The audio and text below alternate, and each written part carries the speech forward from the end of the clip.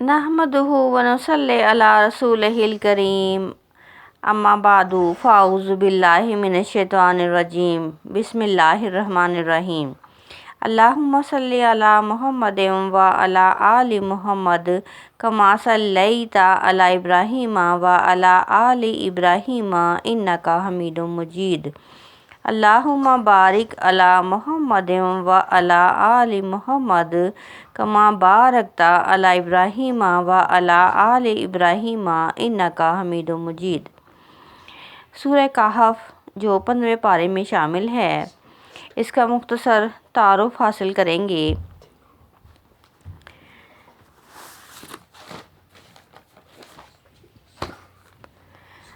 इस सूरह का नाम पहले रुकू की 9वीं आयत से माखूज़ है। इस सूरह का मतलब है कि वो सूरह जिसमें कहफ का लफ्ज़ आया है। सूरह कहफ के मज़मून पर गौर करने से अंदाज़ा होता है कि ये तीसरे दौर के आगाज़ में नाजिल हुई होगी, जब जुल्म व सितम और मज़ाहमत ने शिद्दत इख्तियार कर ली थी, मगर अभी हिजरत हबशा वाक़या ना हुई थी। उस वक्त जो मुसलमान सताए जा रहे थे, उनको असहाबे कहफ का किस्सा सुनाया गया ताकि उनकी हिम्मत बंधी रहे और इन्हें मालूम हो कि अहले ईमान अपना ईमान बचाने के लिए इससे पहले क्या कुछ बर्दाश्त कर चुके हैं। सूरह कहफ मक्की है। इसमें 110 आयतें और 12 रुकू हैं। सूरह के मतलब का तज़किया पेश करेंगे। आयत नंबर 1 ता 8 में अल्लाह ताला ने फरमाया है, जिसका तर्जुमा ये है, सब तारीफ़ अल्लाह ही को है जिसने अपने बंदे पर ये किताब नाजिल की और इसमें किसी तरह की कुंजी ना रखी, बल्कि सीधी उतारी ताकि लोगों को अज़ाब सख्त से जो इसकी तरफ से आने वाला है डराए और मोमिनों को जो नेक अमल करते हैं खुशखबरी सुनाए कि इनके लिए इनके कामों का नेक बदला यानी बहिश्त है, जिसमें वो अब्दल आबाद रहेंगे। और इन लोगों को भी डराए जो कहते हैं कि अल्लाह ने किसी को बेटा बना लिया है। इनको इस बात का कुछ भी इल्म नहीं और ना इनके बाप दादा ही को था। ये बड़ी सख्त बात है जो इनके मुंह से निकलती है। कुछ शक नहीं कि ये जो कुछ कहते हैं महज झूठ है। ए पैगंबर सल्लल्लाहु अलैहि वसल्लम, अगर ये इस कलाम पर ईमान ना लाएं तो शायद तुम इनके पीछे रंज कर करके अपने तईं हलाक कर दोगे। जो चीज़ ज़मीन पर है हमने इसको ज़मीन के लिए आलाइश बनाया है ताकि लोगों को आजमाइश करें कि इनमें कौन अच्छे अमल करने वाला है, और जो चीज़ ज़मीन पर है हम इसको नाबूद करके बंजर कर देंगे। चुनांचे आयत 1 ता 8 में नबी पाक सल्लल्लाहु अलैहि वसल्लम को सब्र की तलकीन की गई है कि तुम्हारी ज़िम्मेदारी सिर्फ समझाना है। अगर ये लोग तुम्हारे दीन कुरान पाक पर ईमान नहीं ला रहे हैं तो उसकी वजह ये नहीं है कि इस किताब में कोई कमी है या तुम्हारी तबलीग में कोई कसर है, बल्कि इसकी वजह ये है कि ये लोग खारजी दुनिया की मोहब्बत में अंधे हो रहे हैं। तो तुम इनके पीछे अपने तईं हलाक ना करो, अपने आप को हलाक ना करो, हलकान ना करो। एक वक्त आने वाला है जब इस दुनिया के चेहरे का ये मसनूई चेहरा उतर जाएगा और अपने असल रूप में ये नुमायाँ हो जाएंगे। उस वक्त ये बदबख्त अपना सर पीटेंगे। चुनांचे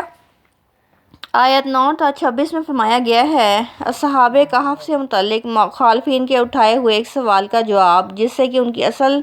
ज़िंदगी जो झूठ से पाक होकर इस तरह से सामने आ गई है कि उनके आने में पैगंबर सल्लल्लाहु अलैहि वसल्लम और आप सल्लल्लाहु अलैहि वसल्लम के जाननिसार साथियों को गोया दिखाया गया है कि तुम इस वक्त दावत हक़ की राह में जिस मरहला से गुज़र रहे हो ये मरहला सहाबे कहफ को भी पेश आ चुका है। अगर तुम भी उसी की तरह ख़तरात के अलार्म पर अस्तवार रहे, अल्लाह ताला तुम्हारे लिए भी इसी तरह मुश्किलात को आसान कर देगा जिस तरह उनके लिए आसान की, और इसी तरह तुम्हारे लिए भी गैब پردہ غیب سے اسباب و وسائل مہیا کرے گا جس طرح ان کے لیے مہیا کیے۔ اللہ تعالیٰ اپنی راہ میں ثابت قدم رہنے والوں کا وقت ضائع نہیں کرتا۔ آیات 27 تا 31، 27 تا 31 میں فرمایا گیا ہے، نبی پاک صلی اللہ علیہ وسلم کو دولت دنیا کے متوالوں سے بے نیاز ہو کر اپنے ان غریب ساتھیوں کی طرف متوجہ ہونے کی ہدایت کی گئی ہے جو کہ بظاہر دولت دنیا سے محروم ہیں، لیکن وہ دلی طور پر ایمان کی دولت سے مالا مال ہیں اور شب و روز اللہ تعالیٰ کے دین کی دعوت اور دین کو پھیلانے میں سرگرم عمل تھے۔ اسی ذیل میں آپ صلی اللہ علیہ وسلم کو منکروں کی حالت پر غم کھانے سے روک دیا گیا ہے۔ یہ لوگ اگر ایمان نہیں لا رہے تو ان کے حال پر چھوڑ دیا جائے۔ آیات 33 تا 49 میں بتایا گیا ہے، ایک تمثیل میں بتایا گیا ہے کہ جو لوگ اسی دنیا کے کاموں کو اصل کامیابی سمجھتے ہیں ان کے حوالے اور آخرت کی تلقین کی گئی ہے اور انہی کامیابیوں کے فرق ہونے کی دلیل پیش کی گئی ہے۔ اس وجہ سے اگر کوئی خدا کا بندہ ان کو آخرت سے یا خدا سے ڈراتا ہے تو یہ جواب دیتے ہیں کہ سناؤ اب تمہارا کیا حال ہے، اور تمہارا حال بہتر ہے یا ہمارا حال اچھا ہے؟ بظاہر تو ان کا حال ہی بہتر معلوم ہوتا ہے، تو ہماری زندگی اور ہمارا عقیدہ اور ہمارے ہی اعمال ٹھیک ہیں۔ اس ضمن میں یہ لوگ یہ باور کرانے کے لیے تیار نہیں ہوتے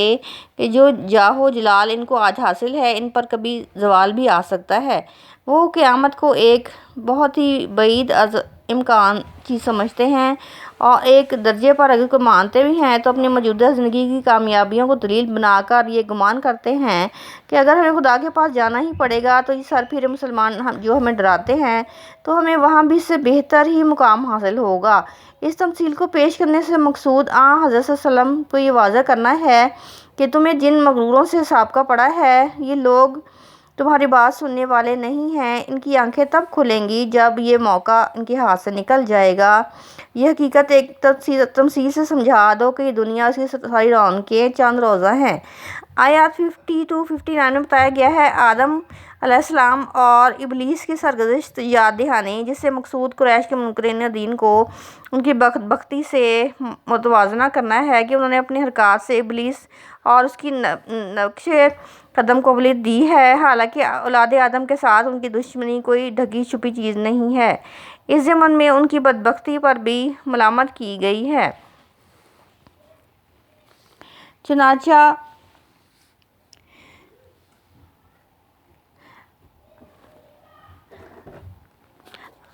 جو عذاب وہ مانگتے ہیں اللہ تعالیٰ غفور و رحیم ہے، وہ رحمت میں سبقت کرتا ہے، عذاب میں جلدی نہیں کرتا۔ آیات 60 تا 82 میں بتایا گیا ہے، حضرت موسیٰ علیہ السلام کے ایک تربیتی سفر کی سرگزشت بتائی گئی ہے کہ سفر اللہ تعالیٰ کی ہدایت کے مطابق انہوں نے کیا اور ایک بندہ خاص کے ذریعے سے وہ اس کائنات کے اس رتبے پر پہنچے اور اس حقیقت سے آشنا ہوئے جس سے بہت کم لوگ آشنا ہوتے ہیں۔ چنانچہ اللہ تعالیٰ کی ہر حکمت ہی اس کی منشا پر مبنی ہے۔ اس دنیا میں بظاہر سرکشوں اور نافرمانوں کو ڈھیل ملتی ہے اور اہل حق مختلف قسم کی آزمائشوں اور تکلیفوں میں مبتلا کیے جاتے ہیں، مگر یہ سب آزمائشیں ہی وقتی ہوتی ہیں۔ چنانچہ حضرت موسیٰ علیہ السلام کا قصہ آیات 60 تا 82 میں تفصیل سے بتایا گیا ہے۔ چنانچہ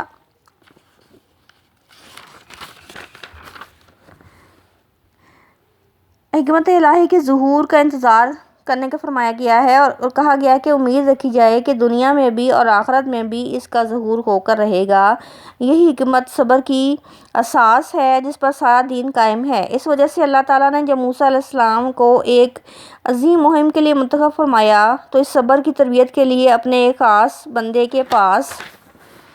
بھیجا کہ یہ چیز صرف جاننے کی نہیں بلکہ عملی تربیت کی بھی محتاج تھی۔ یہ داستان نبی پاک صلی اللہ علیہ وآلہ وسلم کو اور ان کے دور کے صحابہ رضی اللہ تعالیٰ عنہ کو اس مقصد سے سنائی گئی ہے کہ جو باغی دندناتے پھرتے دیکھتے ہو تو تم ان کو برداشت کرو، کیونکہ تم حق پر ہوتے ہوئے ان کے مظالم کے ہدف کا نشانہ بنے ہوئے ہو۔ تم ان سے ہراساں اور مرعوب نہ ہونا۔ اس دنیا میں اگر مسکینوں کی کشتی میں چھید کیا جاتا ہے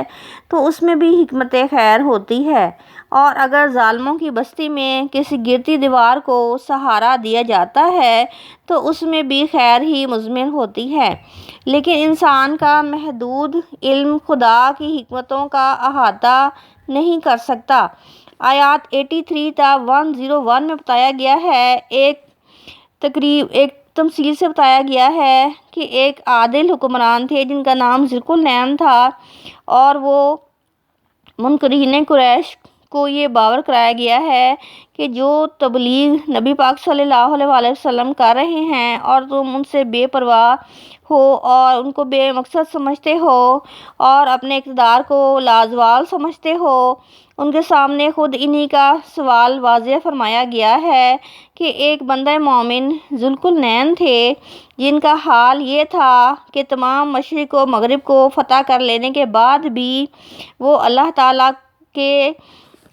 راضی ہونے کو ضروری سمجھتے تھے اور اللہ تعالیٰ کے فضل کو ضروری سمجھتے تھے، اور ہر قدم پر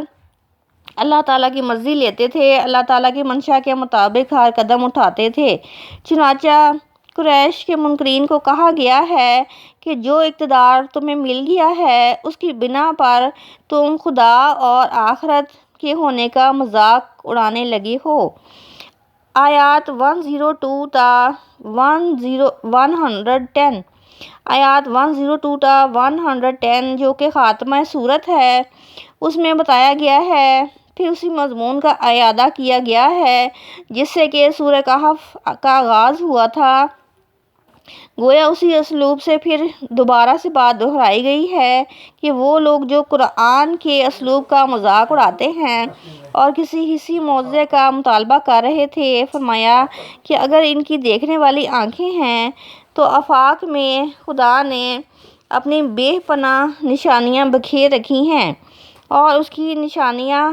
جگہ جگہ پائی جاتی ہیں، اور اس قدر نشانیاں ہیں کہ اگر سمندر روشنائی بن جائیں پھر بھی ان تمام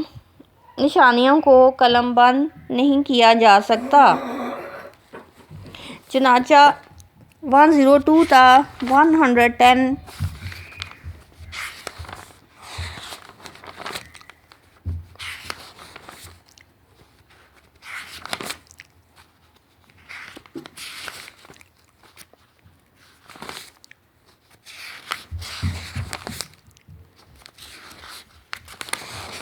جو کہ خاتمہ سورت ہے، اس میں کہا گیا ہے، جس کا ترجمہ یہ ہے، آیت نمبر 110 جو کہ خاتمہ سورت ہے اس میں فرمایا گیا ہے، جس کا ترجمہ یہ ہے، کہہ دو کہ میں تمہاری طرح کا ایک بشر ہوں، البتہ میری طرف وحی آتی ہے کہ تمہارا معبود وہی ایک معبود ہے۔ تو جو شخص اپنے پروردگار سے ملنے کی امید رکھے چاہیے کہ نیک عمل کرے اور اپنے پروردگار کی عبادت میں کسی کو شریک نہ بنائے۔ 102 تا 110 میں نبی پاک صلی اللہ علیہ وآلہ وسلم کی زبان مبارک سے اعلان فرما دیا گیا ہے کہ معجزے اور نشانیاں دکھانا صرف اور صرف خدا کا کام ہے۔ میں تو تمہاری ہی طرح کا ایک بندہ ہوں اور میں تمہیں وہی سناتا ہوں جس کی مجھے وحی کی جاتی ہے۔ وآخر دعوانا ان الحمد للہ رب العالمین۔